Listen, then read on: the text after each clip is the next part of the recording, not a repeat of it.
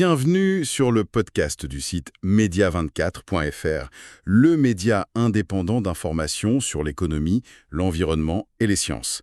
Je suis votre journaliste et animateur pour cette discussion. Aujourd'hui, on plonge dans une initiative assez remarquable dans le secteur de l'énergie. C'est une première en France et même en Europe, on dirait.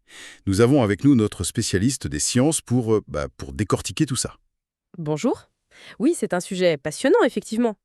Alors, on part de la création par RTE, le gestionnaire du réseau électrique français, et puis Nexans, d'une filière de recyclage. Une filière en boucle fermée pour les câbles électriques haute tension. Bon, ça peut paraître un peu technique, Oui, un peu. mais on nous dit que c'est une avancée majeure pour la transition énergétique. Alors, cette boucle fermée, qu'est-ce que ça veut dire concrètement ? Alors, l'idée de la boucle fermée, c'est vraiment de créer un cercle vertueux, quoi. On récupère les anciens câbles, les gros câbles haute et très haute tension, directement sur le réseau de RTE quand il faut les changer. D'accord. Et c'est Nexans qui prend le relais. Ils vont traiter ces câbles. Pour commencer, on parle d'environ 1000 tonnes par an. Ah oui, 1000 tonnes, ce n'est pas rien, ça. Et qu'est-ce qu'ils deviennent, ces vieux câbles ? Exactement, ce n'est pas rien. Alors, sur ces 1000 tonnes, l'objectif, c'est d'extraire à peu près 600 tonnes d'aluminium. D'accord. Et cet aluminium, attention, il n'est pas juste recyclé comme ça de manière générale. Non, il est spécifiquement refondu, transformé pour refaire de nouveaux conducteurs pour d'autres câbles haute tension. Ah d'accord. Le processus est assez précis en fait. Ça commence sur un site recyclable dans le Pas-de-Calais, puis cet alu est transformé en France. On appelle ça du fill machine. Du fil machine, c'est-à-dire, c'est quoi exactement ? C'est une sorte de, de gros fil métallique semi-fini. C'est la base, quoi. Après, on fabrique les conducteurs plus fins qui vont dans le câble final. Ok. Donc, cette étape de fill machine, c'est en France.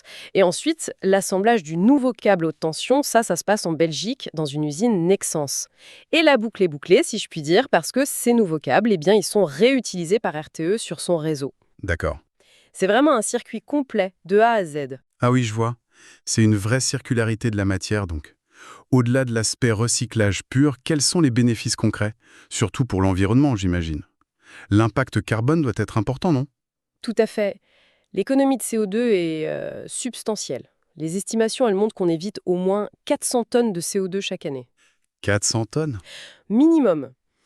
Et ça peut même monter jusqu'à 1400 tonnes si on compare ce recyclage local avec, disons, l'importation d'aluminium primaire, le neuf quoi, qui serait produit dans des pays où les normes sont moins strictes, avec beaucoup de charbon dans leur électricité. Ah oui, là c'est une différence énorme. Oui, c'est énorme. Pour donner une idée, produire 1 tonne d'aluminium neuf, le primaire, ça peut émettre plus de 15 tonnes de CO2. 15 tonnes ? Avec ce recyclage, on est autour de 0,5 tonnes de CO2 par tonne d'aluminium. Donc l'écart est juste colossal. Oui. Et puis, au-delà du carbone, ça sécurise aussi l'approvisionnement en matières premières. Moins de dépendance aux importations. C'est vraiment l'économie circulaire appliquée à grande échelle sur une infrastructure essentielle. On comprend mieux l'intérêt, oui. Mais est-ce que c'est encore une expérimentation ou est-ce qu'on est passé à la vitesse supérieure là ? Non, on a dépassé le stade expérimental. Il y a eu des tests concluants en 2023. Ils ont vérifié les performances techniques, environnementales, tout ça.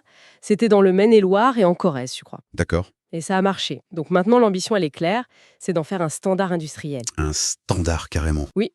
D'ailleurs, RTE a déjà mis des objectifs sur la table. Dès 2025, 10% de l'aluminium de ces nouveaux câbles haute tension devra venir de cette filière recyclée. 10% dès 2025. Et la cible, c'est 30% d'ici 2040.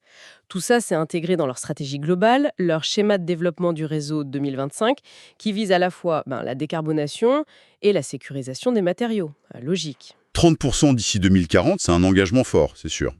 Et dans un marché des câbles et qui apparemment est en pleine expansion en Europe, comment cette initiative positionne la France ? On est en avance sur les autres ? Clairement en avance. Le marché européen des fils et câbles, oui, il est très dynamique. La transition énergétique, le renforcement des réseaux, tout ça tire la demande vers le haut. On parle de dizaines de milliards d'euros. Ah oui, quand même. Et dans ce contexte, oui, la France se distingue vraiment avec cette filière-là. Parce qu'à ce jour, c'est le seul pays en Europe, et probablement même dans le monde, qui a une filière à la fois intégrée et en boucle fermée spécifiquement pour cet aluminium des câbles haute et très haute tension. D'accord. Les autres font comment alors ?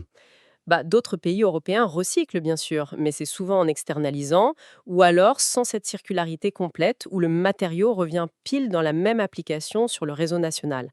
Aux États-Unis, en Chine, ils ont des systèmes de recyclage, mais c'est souvent plus fragmenté ou moins spécialisé sur cette boucle matière pour les réseaux électriques. Donc un vrai coup d'avance industriel et environnemental pour la France grâce à ce partenariat RTE-Nexans. C'est ça. Effectivement, c'est un modèle pionnier. Il allie la traçabilité, la décarbonation et puis un peu de souveraineté industrielle sur un segment qui est quand même important. Ça pourrait bien inspirer d'autres gestionnaires de réseaux dans le monde. Ils ont les mêmes défis, hein, moderniser, sécuriser les approvisionnements. C'est fascinant de voir comment on peut réinventer la gestion des matériaux, même pour des infrastructures aussi complexes que le réseau électrique. Merci beaucoup pour cet éclairage très précis. Avec plaisir. Merci pour votre écoute et retrouvez plus d'actualités sur media24.fr.